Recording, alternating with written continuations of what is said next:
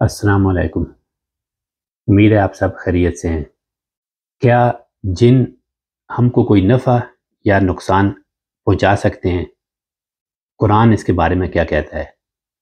अल्लाह क्या कहता है? क्या ये अच्छी चीज़ है? अ, जिन्हों से मदद लेना, या कुछ लोग कहते हैं कि जिन हमारे ताबे हैं उनके पास जाना कैसा है? जिन ताबे थे सुलेमान अलैहिस्सलाम के, अल्लाह पाक के हुक्म से। सूरह सबा चैप्टर नंबर 34 वर्स नंबर 12। सूरह सबा आयत नंबर 12। कुरान कहता है कि सुलेमान अलैहिस्सलाम के ताबे जिन किए गए थे। तो जिन, लेकिन वो आप कुरान पाक की सूरह सबा की वर्स नंबर 12 जो है वो खोल के देखें तो उसमें साफ कहा गया है कि वो अल्लाह के हुक्म से जो कुछ करते थे वो ताबे किए गए थे सुलेमान अलैहिस्सलाम के आगे काम करने पे। वो लेकिन अल्लाह के हुक्म से करते थे। उनको इजाज़त नहीं थी कि वो इनकार करें जो उनको कहा जाता था। अगर ऐसा करते तो कुरान साफ कहता है कि उनको आग के अजाब का मज़ा चखाया जाता था। तो वो सुलेमान अलैहिस्सलाम के लिए देगें पकाते थे, खाना, खूबसूरत इमारतें बनाते थे। तो ये उनका काम था। एक इंसान था सुलेमान अलैहिस्सलाम, जिनको ये ताकत दी गई थी, ये पावर दी गई थी कि जिन उनके ताबे थे।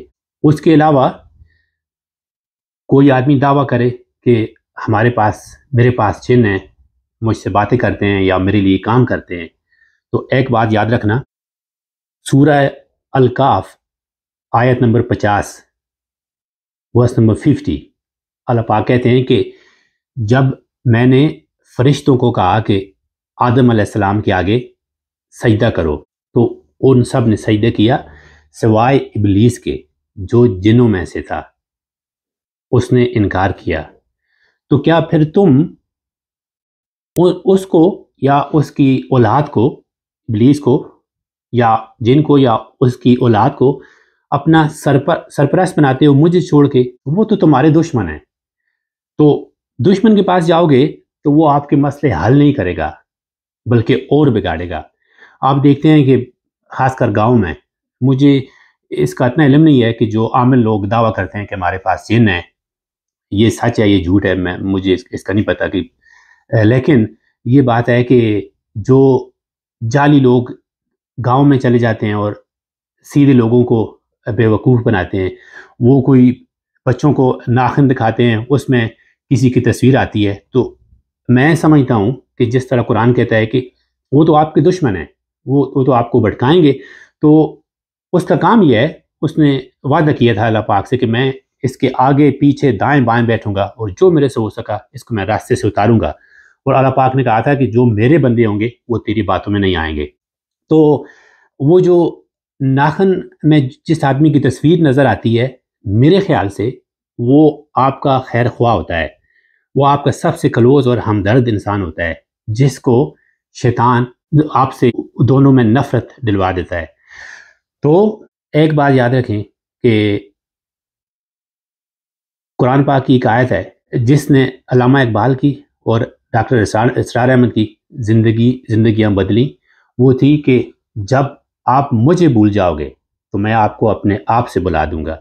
तो जब हम अपने आप को ही भूल गए तो फिर जिन, फिर तवीज़, फिर सारा कुछ, फिर हम भटकते ही फिरते रहते हैं। और एक दूसरी पावरफुल आयत है जिसमें अल्लाह पाक कहते हैं कि जो अला इन अवलिया अल्लाह ला खौफुन अलैहिम वला हुम यहज़नून, और जो लोग मुझे अपना दोस्त बना देते हैं, मेरे पे ट्रस्ट करना शुरू कर देते हैं, तो उनके लिए खुशखबरी है, ना वो ज़िंदगी में कभी गमगीन होंगे और ना खौफज़दा होंगे। तो इन चीज़ों से बाहर आओ। जिनों को आपने पकड़ा हुआ है या उन्होंने आपको पकड़ा हुआ है, जो भी है ये गलत है। सारा भरोसा अल्लाह पे करें और अल्लाह से मदद मांगे। और बात याद रखें, काला जादू हो, कोई तवीज़ हो, कोई जिन हो, आपको कभी भी नुकसान नहीं पहुंचा सकता जब आप उसको जब तक अलाउ ना करेंगे। जो भी आप पे तवीज़ करता है, आप ये मेंटालिटी रखें कि मेरे पे कोई चीज़ असर नहीं करने वाली है इंशाल्लाह, मेरे अल्लाह के हुक्म के सिवा। تو میرے نفع اور میرے نقصان کا مالک میرا اللہ ہے. تو جو آدمی آپ پہ تویز کرتا ہے پتہ ہے وہ تویز اس پہ واپس چلا جاتا ہے. صحیح طریقہ یہ ہے کہ کسی کو تویز واپس نہ بھیجو، معاف کرو، بس یہ کہ ایکسیپٹ نہ کرو. آپ کا یہ رویہ ہونا چاہیے کہ مجھے کوئی چیز، کوئی تویز، کوئی جن، کوئی چیز نقصان نہیں پہنچا سکتی. میں کسی کو الاؤ نہیں کرتا ہوں سوائے اللہ کے. میرے نفع نقصان، میرے ہر چیز کا مالک اللہ ہے. تو اپنے آپ کو ان چیزوں سے آزاد کرو. یہ جہالت ہے تو ان چیزوں میں پڑو ہی نہیں. اللہ پاک جب ہم سے وعدہ لے رہے تھے ہماری روحوں سے دنیا میں آنے سے پہلے، تو اللہ پاک نے ہم سب کو اکٹھا کیا، سب کی روحوں کو. ہم سے پوچھا کہ دنیا میں جا کے کس کی عبادت کرو گے؟ ہم سب نے کہا اللہ تیری عبادت کریں گے. تو اللہ پاک نے کہا پھر میں دنیا میں آپ کو کبھی اکیلے نہیں چھوڑوں گا، ہر قدم آپ کے ساتھ ہوں گا. سب سے نزدیک جو ہے نا، آپ کے دل کی گہرائیوں سے بھی میں نزدیک ہوں. تو پھر میرے سے مانگو. تو یاد رکھو کوئی چیز آپ کو اللہ کے حکم کے سوا نہ نفع پہنچا سکتی ہے نہ نقصان پہنچا سکتی ہے. دعاؤں میں یاد رکھنا. اللہ حافظ.